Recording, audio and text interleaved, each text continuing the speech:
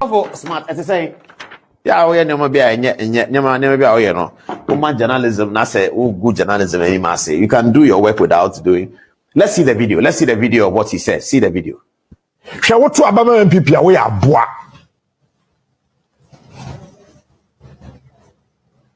I want to repeat this statement. The ticket of Baumia Napo, what to Abama we are bois. Unimunyansa, what drain the fem, ye tia so, a pecheno, a pro, a say. And yes, I win any pow, we any pa me do, me boo, me ni so, me con do, na emono, we yes, sir, sa obindo o maya, on any pa, I quasia. Can you imagine that?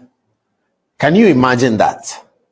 Auto Obama, NDC, MPP, I mean, how can you say that? Chief, where did you learn this journalism from? Where did you learn this from? Young people are coming up, they want to be journalists. You are lucky to be a journalist. I'm lucky to be a news reporter. How do you dissipate the whole career like this? How do you, if that's what Tommy and Anfosi and Godwin Avenobo did, would we have had the respect for the job? How can you talk like that? A big man like you, how can you talk like that on television? And the people who run your television station today were watching. How can you do that? If your child is watching that thing on TV, would you be happy with it? Why do you do things like that? Let us demonstrate that journalism is an intellectual exercise. It's not a competition of insults. It's not an insulting match. Other people can do that. Journalism is not about that because you have a responsibility to educate people, to entertain them, and to inform them. That is a constitutional obligation on anybody who tries to use mass media to engage with people.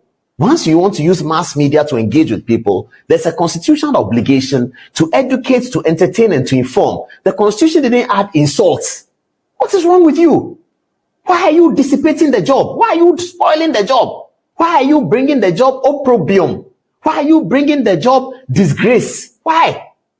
Don't you know that young people want to come and do the job? Your children who watch you, don't they want to become journalists? Is that what they should come and talk like that on TV? Really? I mean, I don't understand it.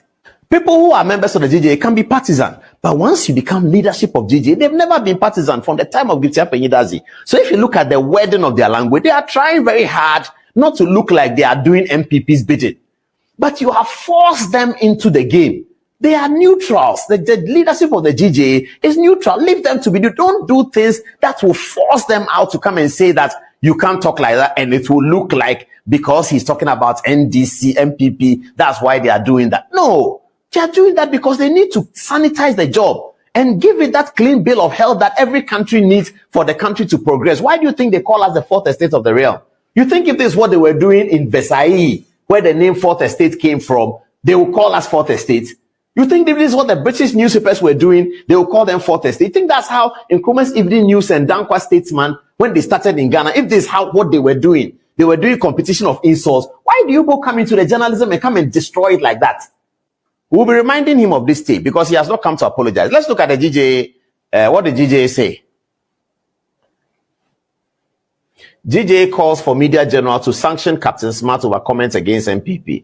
The Ghana Journalists Association has expressed its disappointment over Captain Smart's unprofessional conduct. This comes after Captain Smart made inflammatory remarks during his Onua TV show, stating that only insane people would vote for the New Patriotic Party in the upcoming elections on 7 December. Insane people are not even qualified to vote.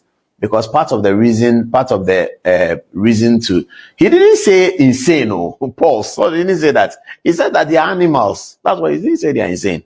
He didn't say that Otu Abama MPP we are insane. He said something else. What he said means that they are animals. That if you vote for MPP, you're an animal. That's okay. That's not going to stop people who want to vote for MPP to vote for MPP. But you don't communicate in mass media like that. And it is becoming unbecoming. And people who work with him, the station he works with, what is wrong?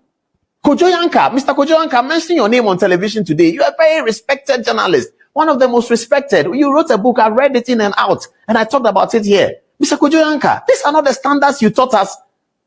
Mr. Kojo Yanka, these are not the standards you taught us.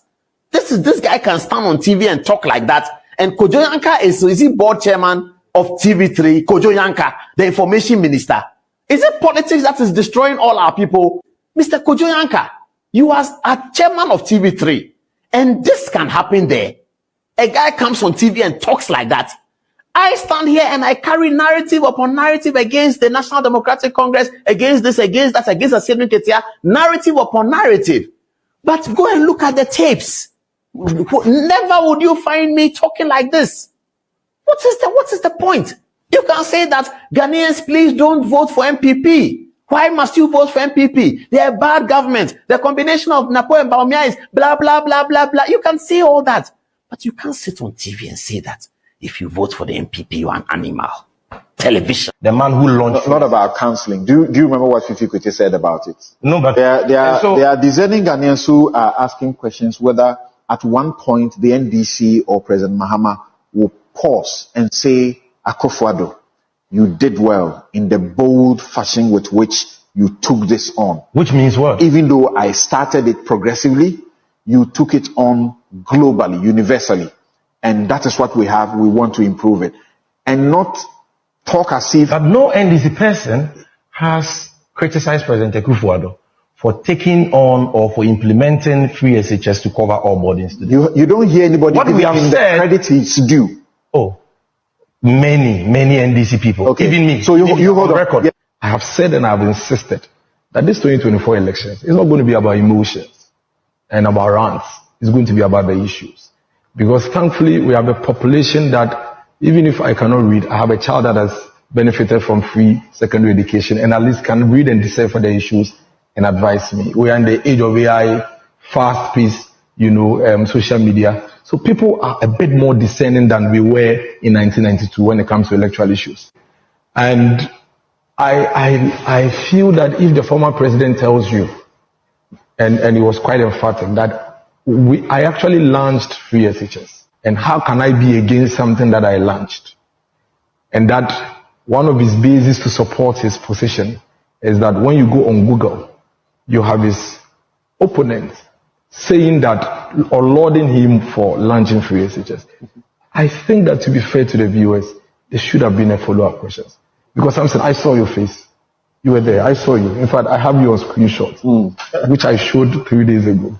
I saw you, and I realized that for a moment, you wish you had the opportunity to ask him. Yeah, because my question, part of it was not fully answered. Yes. Because I had asked a question about what he has done and then what he will do. Yeah. Then he spoke about what he would do and not much of what he had done about what I had asked him about. Exactly. I mean, the former president lied if he says that he launched free SHS. And that's a matter. Progressively free. No, he lied. SHS. Even that he lied. Except that if they had probed him, he would have explained what progressively free means. Because he announced that he was going to bring progressive free SHS in 2015. He did an announcement in 2014. That is what led Nana Addo to make that headline, which he referred to. So again, the Gen Z watching John Mahama, His Excellency, would have Googled and realized that he lied. Because the story was quite clear. Let me read quickly. The 2012 presidential candidate, Nana Addo, says the president's decision to implement free senior high school education in 2015, he was speaking in 2014, is good news for Ghanaians and should be welcomed. He says, in an interview with an Accra-based Oman FM, Nana Addo said if the president and his NDC government now considers free SHS education policy possible, then it's good for Ghanaians. I see this as good news. So this is when you announced. Then in 2015, everybody is looking forward to you making day senior high school free. Only for us to wake up and realize that Imbo Bansa Nicholas, who is a day student at Kajaji Senior High School, is paying fees. We woke up to realize that Accra High School, which is a pure day school, no borders, are paying fees in 2015. In 2016, you realize that Aquinas Senior High School, that's a pure day school, are paying fees. In fact, the video is there where the Aquinas headmaster is sacking the students from writing exams. You have Otu Samuel paying school fees in 2016 as a day student. So clearly, what we need from former President Mahama is his definition. Then we would even understand whether we are debating with the right indicators or not. But based on what we experienced in 2015, if that is what he calls progressive free senior high school, then there is no debate. Because that is not what Nanado preached. What Nanado preached, which he fought against, is completely different from what he announced he would introduce. As a matter of fact, the former president paid 38 cedis of day student fees in 2015. 38 cedis. The day students ended up paying over 462 cedis. He paid 38 cedis. If that is the definition of free senior high school and progressive, which it could be, because he said it's progressive. So maybe this time I'm paying 38, another time I'll add 50. It's fair. There is a fact of a policy announcement. A policy announcement beyond announcements. What did he do? The evidence, I have the policy bill initiated for progressively free. That is false. As a matter of fact. Only announcement. No, because I'm looking at a bill for St. Aquinas School in 2015. I mean, free means, and when you heard him, he said that he had already made day school free and had planned to enroll over 100 and something thousand bodies onto it. But day school wasn't free. This is the receipt. This is the bill. That is why I keep saying that let's separate the emotions and the rants from the fact. You can come back with another definition. And we would accept it. I would accept it. After all, he himself and some others had already experienced or enjoyed free senior high school way before the constitution. So it's not